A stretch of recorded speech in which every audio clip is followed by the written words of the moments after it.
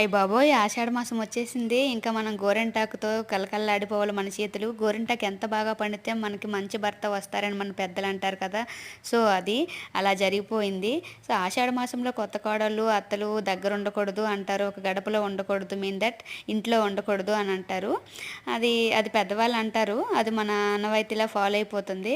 యాక్చువల్‌గా భార్యాభర్తలు ఒక ఇంట్లో ఉండకూడదు. ఆషాఢ మాసం ఒక నెల మాత్రం ఉండకూడదు. ఎందుకంటే ఆ మంత్‌లో ప్రెగ్నెన్సీ కన్ఫర్మ్ అయితే మనకు పిల్లలు కొంచెం మంచిగా పుట్టరు. ఏదో ఒక రీజన్ అయితే ఉంటుంది.